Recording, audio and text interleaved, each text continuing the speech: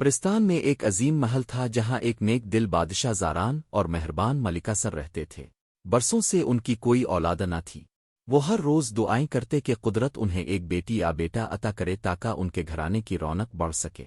آخرکار کئی سالوں کے بعد ان کی دعائیں قبول ہوئیں۔ ان کے ہاں ایک خوبصورت پری بیٹی پیدا ہوئی۔ سارے پرستان میں خوشی کی لہر دوڑ گئی۔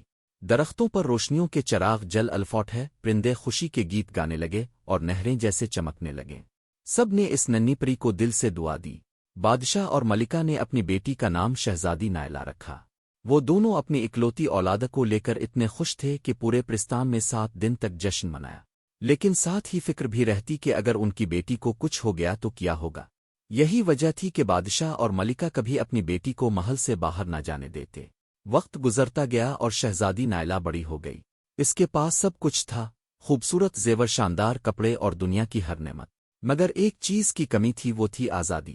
وہ چاہتی تھی کہ ہوا کے ساتھ الفاڑی پہاڑوں کو دیکھے، دریاؤں کے پانی کو چھوئے اور پرندوں کے ساتھ پرواز کرے۔ مگر محل کی دیواریں اس کی دنیا کو قید کر دیتی تھیں۔ آخر ایک دن اس نے فیصلہ کیا کہ اب مزید قید میں نہیں رہ سکتی۔ ایک رات وہ چپکے سے اپنی کھڑکی سے باہر نکلی اور پہلی بار اپنے پر پھیلائے۔ جب وہ محل کی سرحد سے نکلی تو گویا اس کی روح آزاد ہو گئی۔ مگر جب شام کو وہ واپس آنے لگی تو اچانک ایک خوفناک آواز گونجی۔ وہ آواز جادوگرنی زولیہ کی تھی۔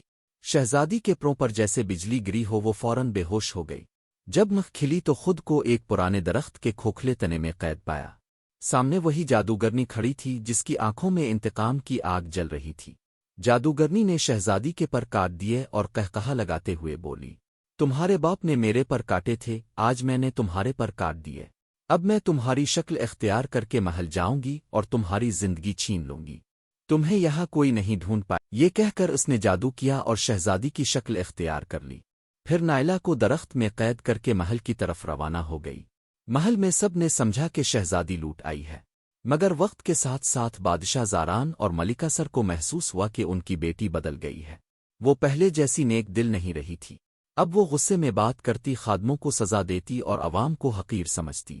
مگر چونکہ اس کی شکل بالکل نائلہ جیسی تھی، کسی کو شک نہ ہوا۔ اصل شہزادی نائلہ درخت کے اندر قید تھی۔ کئی دن وہ روتی رہی۔ ایک دن ایک شہزادہ وہاں سے گزرا جس کا نام شہزادہ کایان تھا۔ سفر کی تھکن سے نڈھال وہ اسی درخت کے نیچے سو گیا۔ اچانک ایک تیز روشنی ابھری اور وہ لڑک کر درخت کے اندر جا گرا۔ وہاں اس نے شہزادی نائلہ کو قید دیکھا اور حیران رہ گیا۔ شہزادی نے روتے ہوئے ساری کہانی سنائی۔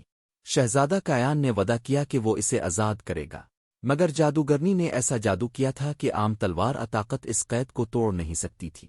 نائلہ نے بتایا کہ جادوگرنی کا دل ایک پرانی جھیل کے نیچے چھپا ہوا ہے۔ جب تک وہ سلامت ہے، جادوگرنی کو شکست نہیں دی جا سکتی۔ شہزادہ کایان اس جھیل تک پہنچا۔ جھیل کی حفاظت 3 خوفناک بھیڑیے کر رہے تھے۔ کایان نے اپنی بہادری اور عقل سے ان کو شکست دی۔ آخرکار اس نے جادوگرنی کا دل ڈھونڈ نکالا اور اپنی تلوار سے اسے توڑ دیا۔ اسی لمحے نائلہ قید سے آزاد ہو گئی اور اس کے پر واپس آ گئے۔ جب اصل شہزادی اور شہزادہ کایان محل پہنچے تو جادوگرنی کا جادو ٹوٹنے لگا۔ اس کا چہرہ بگڑ گیا اور سب کو حقیقت معلوم ہو گئی۔ جادوگرنی نے آخری وار کرنے کی کوشش کی، مگر شہزادی نائلہ نے اپنے پروں کی طاقت سے روشنی کا دائرہ بنا کر اسے ہمیشہ کے لیے ختم کر دیا۔ محل میں سب حیران اور خوش ہو گئے۔ بادشاہ زاران اور ملکہ سر اپنی بیٹی کو گلے لگا کر رونے لگے۔ وہ خوشی کے آنسو تھے۔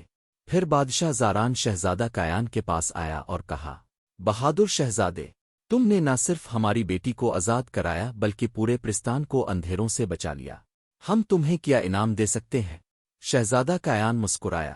اس نے نائلہ کی طرف دیکھا اور کہا، مجھے کسی انعام کی خواہش نہیں۔